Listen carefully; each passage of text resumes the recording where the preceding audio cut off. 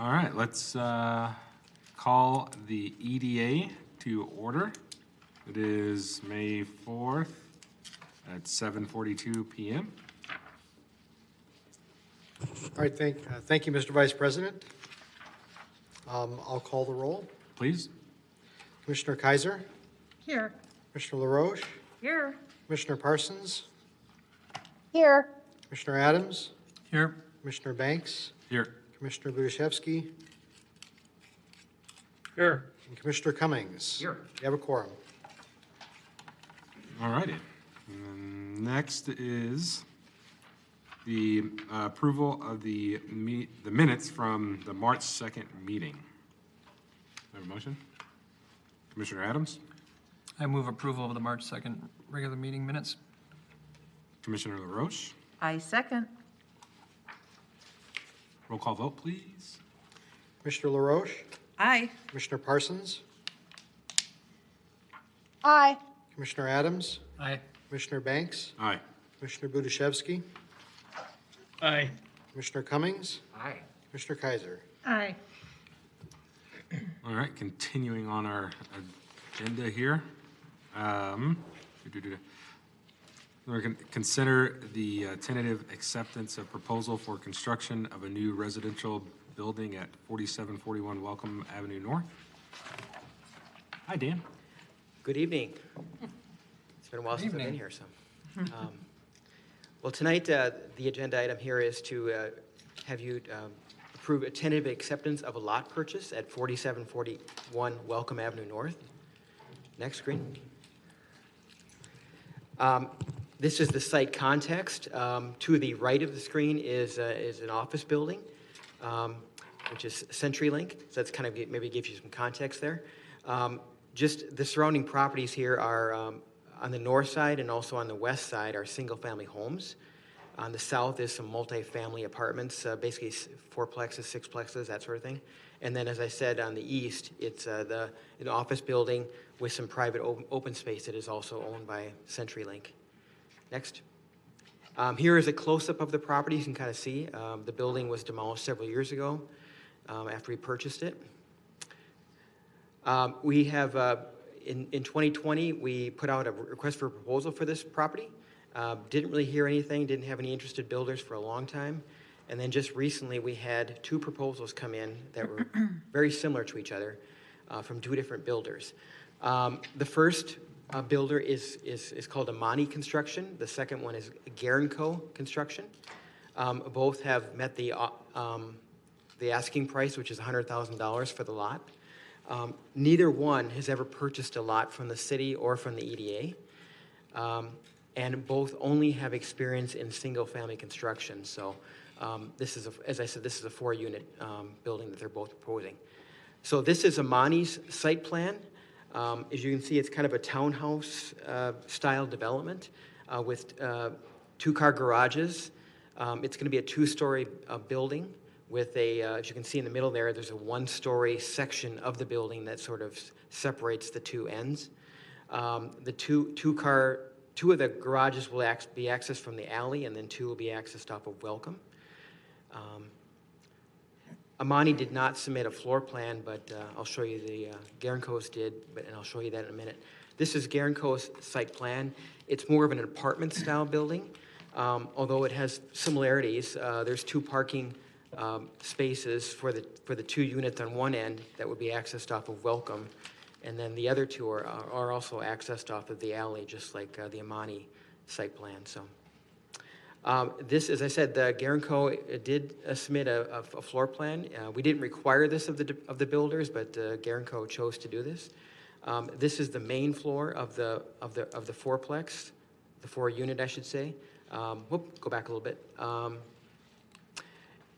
It's kind of hard to see this a little bit, but there's a kitchen, dining room, and living room on the main floor for each unit with a half bath. Next. And then on the second floor, it's each unit will have 3 bedrooms, a laundry, and then 2 full baths. So that's their plan. Next. This is in your staff report, but I thought I'd go through it as well. This is really a breakdown of the differences between the two builders. First, owned or rented, Amani is proposing that this be owner occupied, and it would have a homeowners association that we would require. Guerin-Co these would be rentals. They both have the number and the type of units is very similar. It's 4 units. As I said, Amani's is more of a townhome style, whereas the Guerin-Co's is more of an apartment building, but it will kind of look like townhomes. The size of each unit are fairly similar, 17 to 1,800 for Amani, and then units, 2 of the units for Guerin-Co are 1,800 and 2 are 1,300. They're both 2-story. Bedrooms and bathrooms, Amani is proposing 3 to 4 bedrooms per unit and 2.5 baths. Guerin-Co would have 3 bedrooms and then 2.5 baths per unit. There's a typo in the staff report. I think I said 1.5 bathrooms for Guerin-Co, but 2.5 is the correct number. So, the attached garages are a little bigger for Amani. Guerin-Co would have a basement that would be able to be finished for each unit. Both would need variances to the setback requirements, so that would be part of their, when they get their site plan approval, that's what also they'd be asking for that as well. Amani's project development is dependent on getting an award from the Minnesota Housing Financing Agency. They've told me that they can't make it work financially without that assistance, that gap funding. Guerin-Co is not asking for any funding from any government agency, so that will not impact their plan. And then lastly, anticipated timeline. For both of these, the EDA lot sale hearing, public hearing would be held June 1st, and then after that, the 2 schedules differentiate primarily because of the dependency on the government funding from MFHA. That is not scheduled to be awarded until later in the year, and so that really pushes Amani out for both their site plan approval, site and variance plan approval, and also just their lot purchase. And then, of course, it would also push their construction out to 22 or 23. Guerin-Co, after the EDA hearing, they would be able to submit their site plan for approval in July, and then close on the property in September, and then conceivably they could even start maybe this year, but for sure probably next year they would start and finish their building.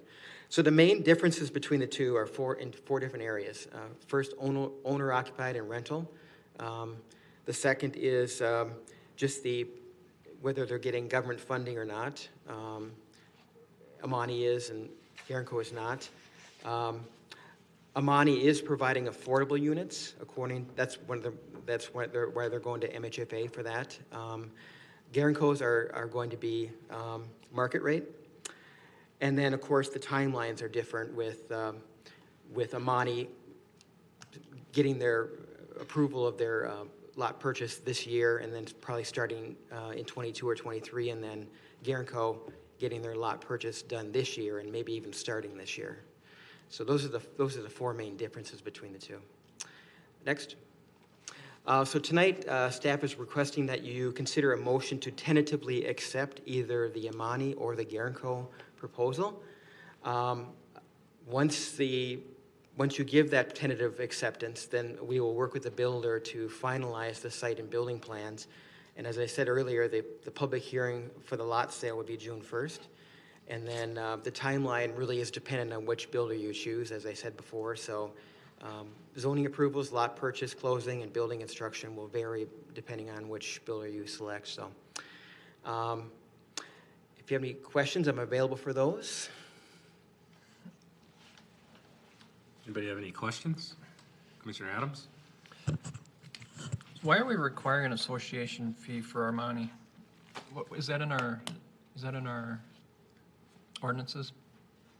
It's not in the Unified Development Code, but it was something that we believed was really important to really make sure that these are kept up, and that there would be common elements for this development that would not really work with an owner occupancy. So for example, there's lots of different elements, landscape or grounds, just infrastructure in the building that would need to be kept up by a common body.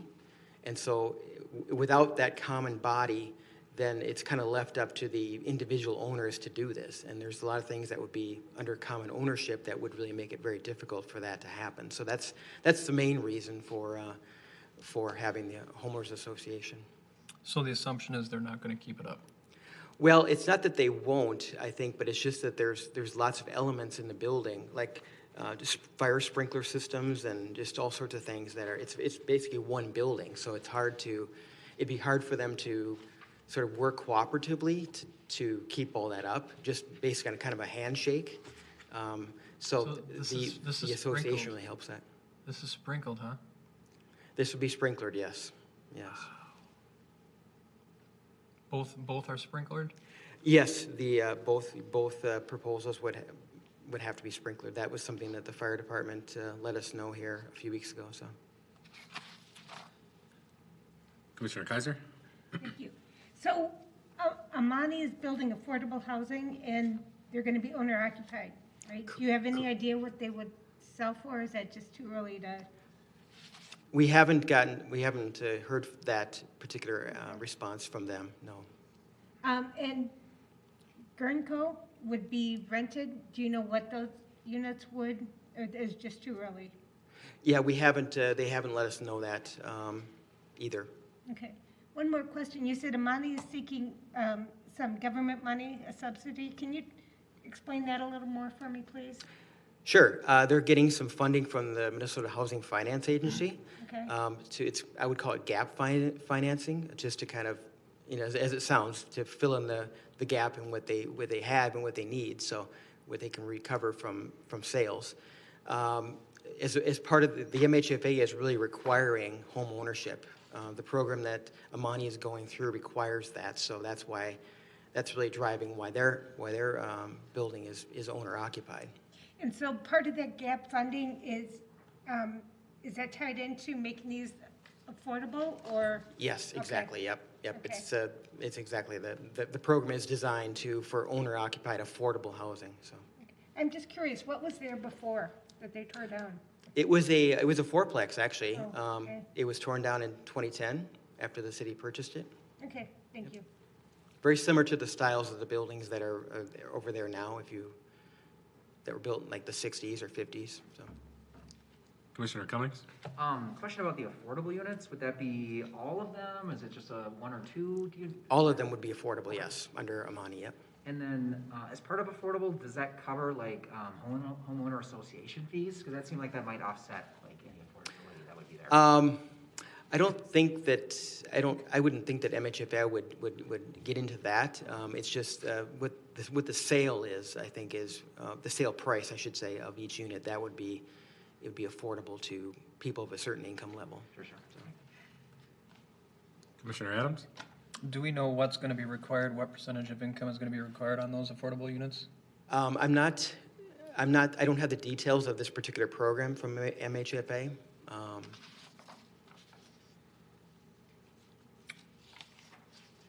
It's called the Impact Fund, which probably doesn't mean a lot to you, but No. it's as I said before, it's the goal is to provide owner-occupied affordable housing, so to a certain different income levels.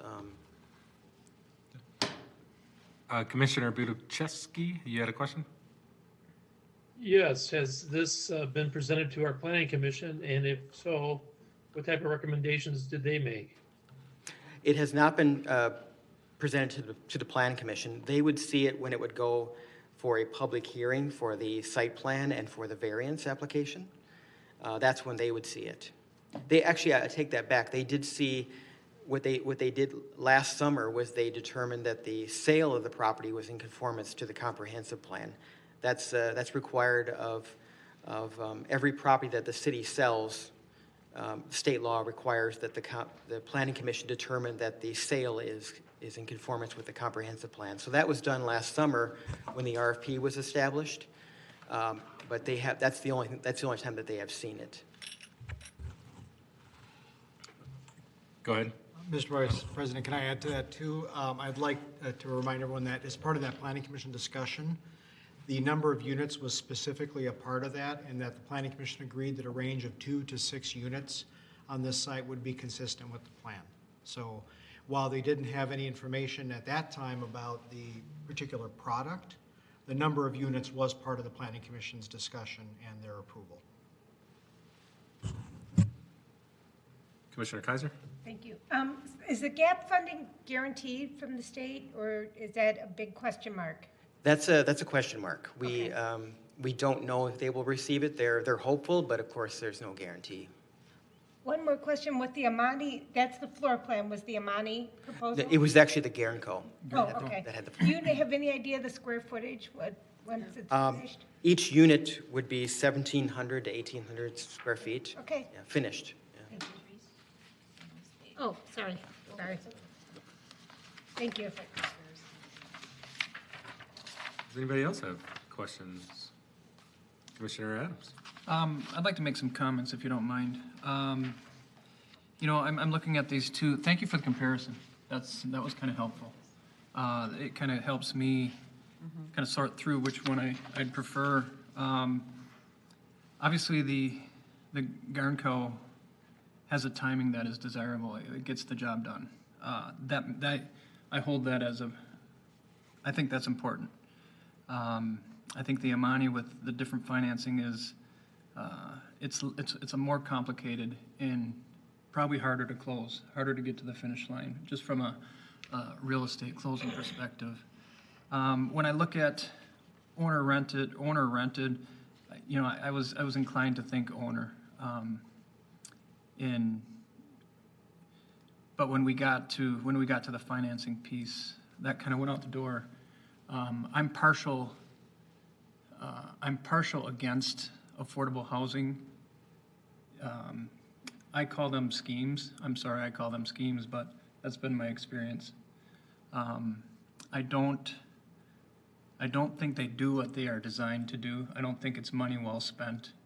I have a lot of different opinions of where a lot of our tax money goes for fair housing, and if it really truly does do what it's been designed to do. And I don't believe it does. Plus, I also believe that there's an awful lot of economic fallout that I've seen over history, what affordable housing things have done. So that kind of takes me away from Armani from that perspective. So there's a very philosophical thing where I don't want to go with an affordable thing. It's not that I don't deal with affordable housing. I deal with affordable housing in my everyday life with the properties that I have. I've always been in that space.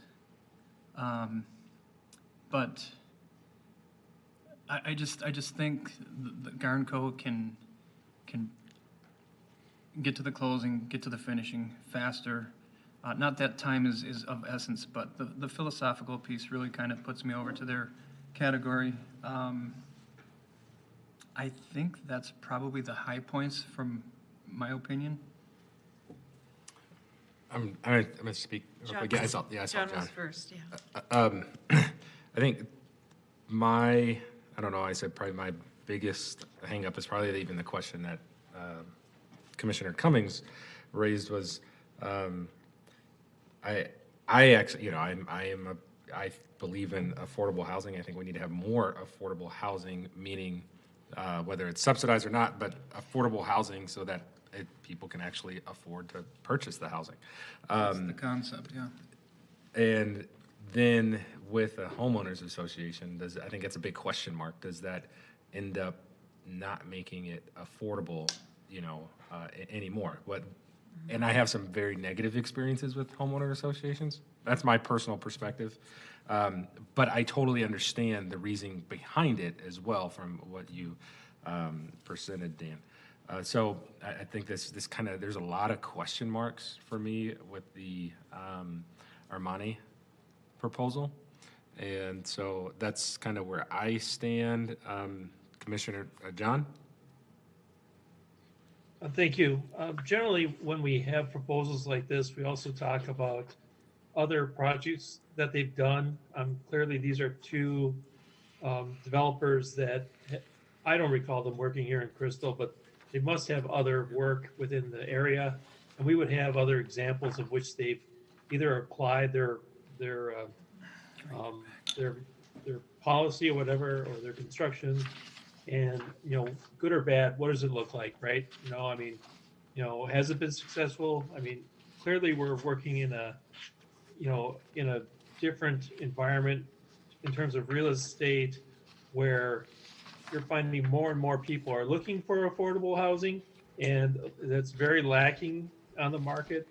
I myself, that lot's been empty for 11 years, and looking for something that works not only within the neighborhood itself, but also something that allows an opportunity to people to come in and be part of our community is great. I think home ownership.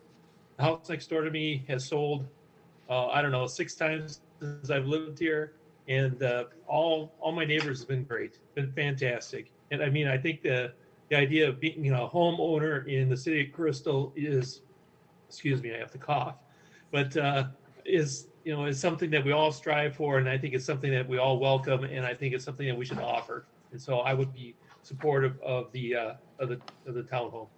Thank you. Commissioner LaRoche. Just a couple of thoughts.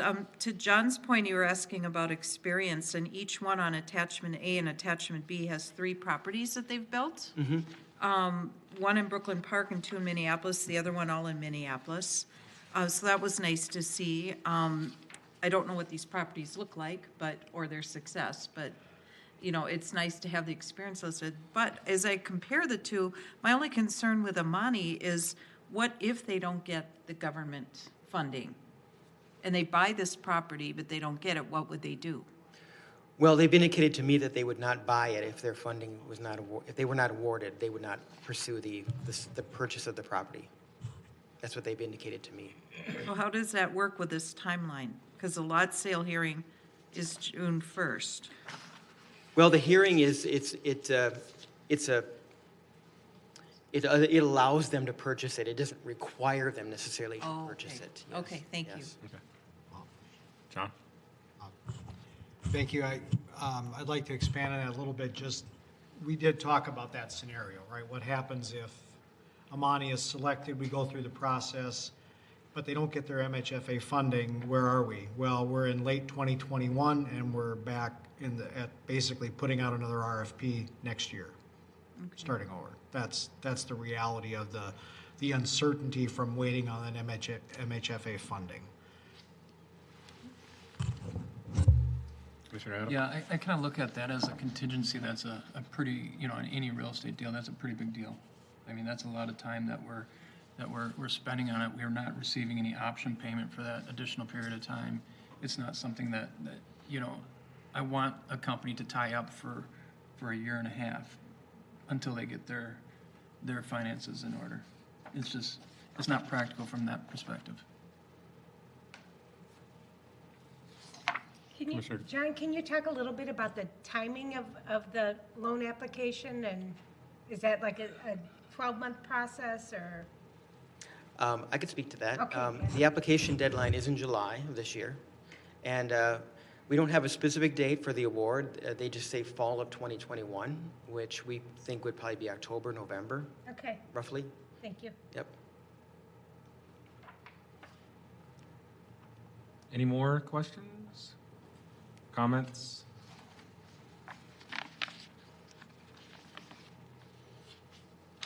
All right. Well, Commissioner Adams, Can I make a motion? go right ahead. I'd like to make a motion that we accept Garden Co., their offer to purchase the property, and move forward with that. All right. Do we have a second? I'll second. All right, Commissioner LaRoche. All right, do a roll call vote, please. Mr. President, Yes? just to be clear, that's a tentative acceptance or a conditional, how would we? Tentative acceptance, Tentative. yes. Tentative acceptance. Just want to make Okay. that. Tentative acceptance. All right, roll call vote. Commissioner Parsons? Aye. Commissioner Adams? Aye. Commissioner Banks? Aye. Commissioner Buduszewski? Nay. Commissioner Cummings? Nay.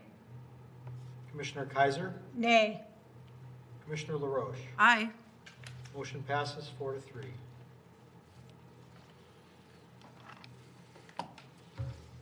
Thank you.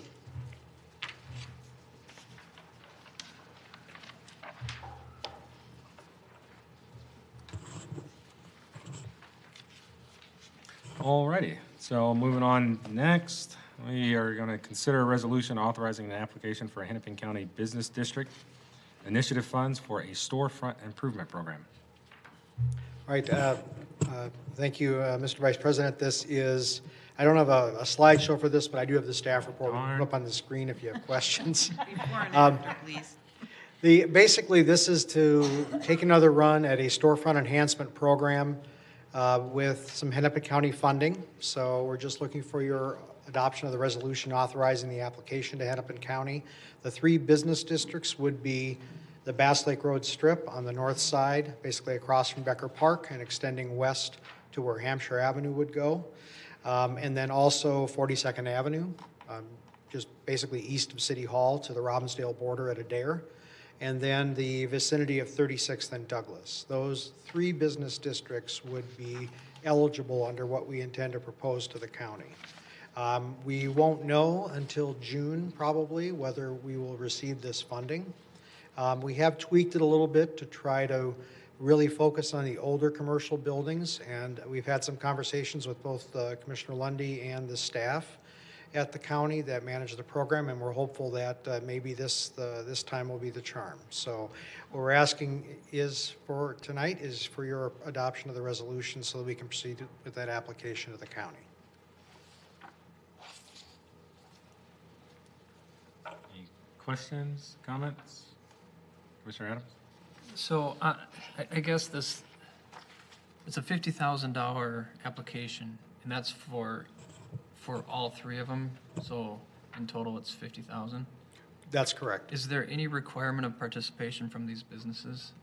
Yeah, it's a 50-50 split. Not our 50%, but the county funds that we would be using. That 50% Oh yeah, there it is. Yep. would be a forgivable loan. Okay. And then, of course, the property owner presumably would have to put up the cash for the other half or work with their tenant to do it. That's kind of their deal to figure out their half. Okay. And, as far as, may I follow up? As far as dispersing that, we have the control as far as how much of that 50 goes to each place, is that correct? Correct. Each, Landlord? each project is going to have to show us what their cost is. And so the 50% would be whatever the approved project cost is. And so we would know before we enter into any kind of an agreement with that particular property owner, what the deal is, so to speak, as far as how much of our available budget would be going to that one property. One more, if you don't mind. Yeah. As far as looking at equity on this, we have no obligation to service every single landlord in these corridors, correct? That's correct. We haven't really figured out exactly what the cutoff, how we do a cutoff if we ran out of money, so to speak. But it would be, I would anticipate on a first come, first served basis. And, they just need to do their project and get it going. And if they want to get in line, it would really be incumbent on them to be motivated to do that. One challenge, and we've talked about this with County Commissioner Lundy and the staff, is very few of these buildings are owned by the business tenants, right? They're almost all rental tenancy situations. And so one of the big challenges is how do you structure a deal so the landlord's willing to put up money or the tenant's willing to put up money and they have to be willing to work together to make that happen. That's actually probably the most challenging thing, and that's going to sort of be a self-limiting factor on how many properties take advantage of this in any given year, because it's not often that the tenant and the property owner's motivations all are in alignment at the same time. So I don't think we would use all of the money, but if we do, that'd be a great problem to have. Okay, awesome, thank you. Any more questions? John? So John, so in the situation here, like, I understand how you're talking about the, most of the units are owned by one owner, but in terms of the actual storefronts themselves, I mean, so you would expect that this, that the money would more than cover or cover half the cost of improving the storefronts on some of the bigger strip malls, is that correct? Well, this actually wouldn't, if you're thinking about the Bass Lake Road Strip as kind of the largest block of businesses, those are, because of that ugly awning that we all see driving down Bass Lake Road, it looks like a single strip mall, but it is structurally separate buildings on legally separate parcels of land. And that one block actually has 3 different owners. So, and within each of those owners, except for one of them, I think has a single tenant, but the other 2 have multiple tenants. And so it really depends on each lease arrangement with the owner, because let's say the owner has a 5 or 10-year lease, well, maybe the tenant's willing to put some money into it because it's really their storefront, at least for the period of the lease, or they have some renewal option. That's all kind of inside baseball to us, but the bottom line is the tenant and the owner have to be willing to get together to do this, to come up with their share of the funds and whatever their project is going to be, to define the scope of their project, what changes they're going to make to the building. Commercial real estate's different from like apartments. I think you all know this. This is more for the public, but when you get an apartment, you probably don't even paint the walls, right? With commercial real estate, often the tenant does do some improvements to the space because the leases are, in some cases, 5, 10 years, something like that. So it's a little bit of a different time horizon that may cause the tenants to be more willing to put some money in, and that in turn makes the property owner willing to put some money in. But that's really a dynamic between those 2 parties, and it's going to be different for each particular tenant space.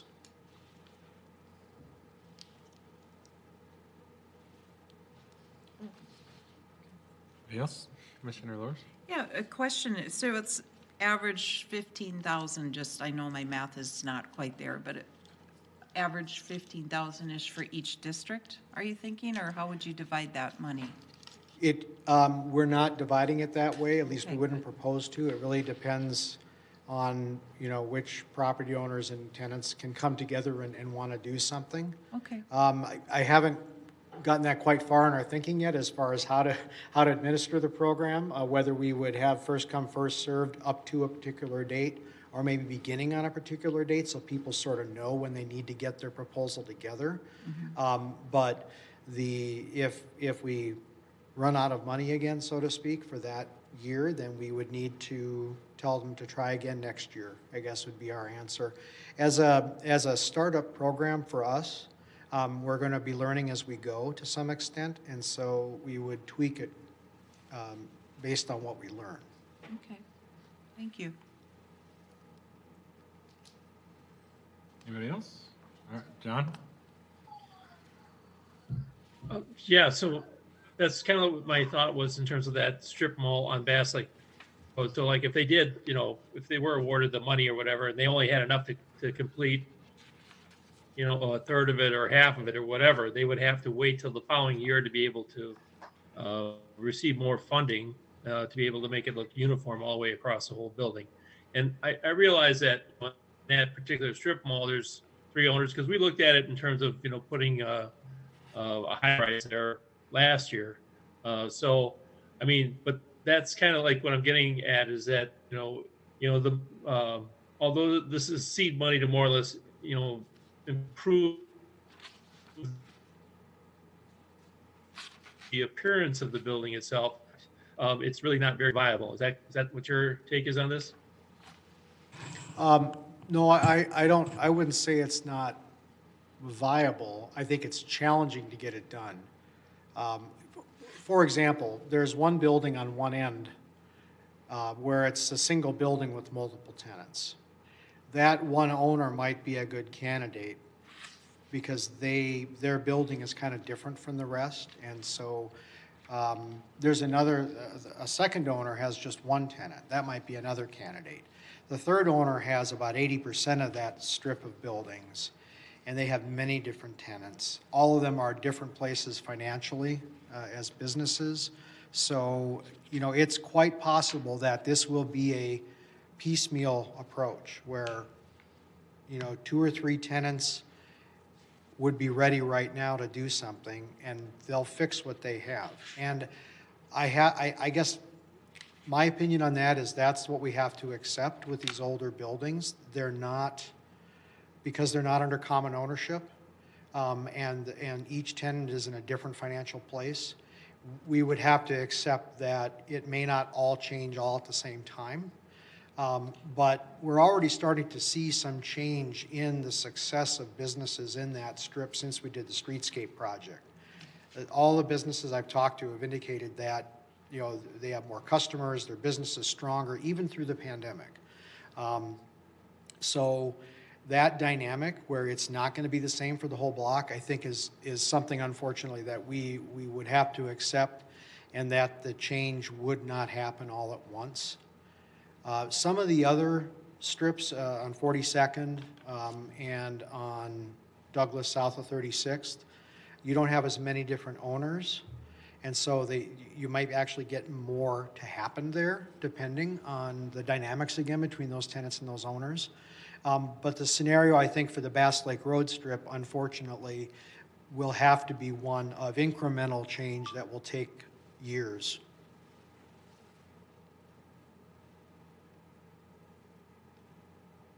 Anyone else? Commissioner Adams? Can I do a resolution? Good. All right, I'd like to propose a resolution authorizing the application for Hennepin County Business District Initiative Fund for the Storefront Improvement Program. Commissioner LaRoche? I'll second. Roll call vote, please. Commissioner Adams? Aye. Commissioner Banks? Aye. Commissioner Buduszewski? Aye. Commissioner Cummings? Aye. Commissioner Kaiser? Aye. Commissioner LaRoche? Aye. Commissioner Parsons? Aye. Motion passes. All right. Thank you, John. Thank you, John. Time for update. And I'm sorry, I do have a slideshow for this. Yay! I like this slideshow. Thank you, Matt, for bringing that up. So next slide. So I just a couple updates. Many of you were at the groundbreaking for 3501 Douglas, so this is maybe more for the public. I think all of you are aware of this project, but the existing buildings were not demolished as of the groundbreaking, but they are now gone. And completion is anticipated by the end of 2021. So you see the front elevation across the top there as viewed from Douglas, the current aerial photo on the just below it to the left. Not really current because the two buildings are gone now. And then on the right is the landscaping plan from the approved site plan. So second kind of bigger project that we're going to see is 5260 West Broadway, and I apologize, it's 5160 West Broadway. Another typo tonight. So that'll be a 50-foot tall addition on the back of Midwest Water Sports' current building. It will be an indoor boat storage facility. The building permit's been issued, and completion is expected to be later this year. Next slide. Kevitt Excavating, SVK Development, is nearing completion on their building addition on their site at 3335 Pennsylvania. The small commercial building on the north side of Bass Lake Road at 5600 56th Avenue North. It's kind of in the vicinity of Welcome Avenue and Bass Lake Road. The construction was delayed for financing reasons, not having to do with our fire sprinkling assistance program, which was in the can back in November last year, but there were some other issues. Those have now been resolved, and the construction is proceeding. And just a reminder, the owner's chiropractic business will probably take most of the building, but the Vientiane restaurant, the east part of the building, is expected to reopen based on the plans we've seen so far and the permits that have been issued. And then at the bottom, 5208 Hanson Court, this is the former Crystal Auto Parts site. The house that was on that site was recently used and I guess demolished through fire department training. The property owner is a local owner, a Crystal owner. They are working on site and building plans for some type of light industrial use, but we haven't seen those yet. So expect to see those coming through Planning Commission and City Council probably later this summer. Next slide. 5240 West Broadway. This is the apartment site that Woda Cooper Companies had submitted a low-income housing tax credit application for last year. They did not receive funding, not because of any issue with the project itself, had more to do with technical issues with the application. They have now, they are not pursuing this site anymore, but Sand Companies, a local Twin Cities-based developer, is working on a proposal very similar to Woda Cooper.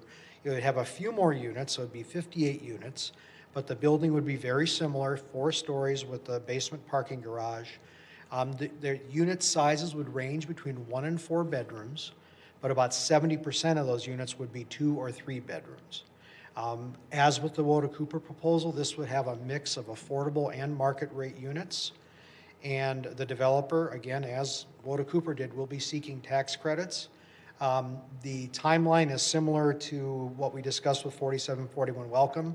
The tax credit application is due from the developer to the state by July of this year, and then the award will be late 2021, late fall, early winter 2021.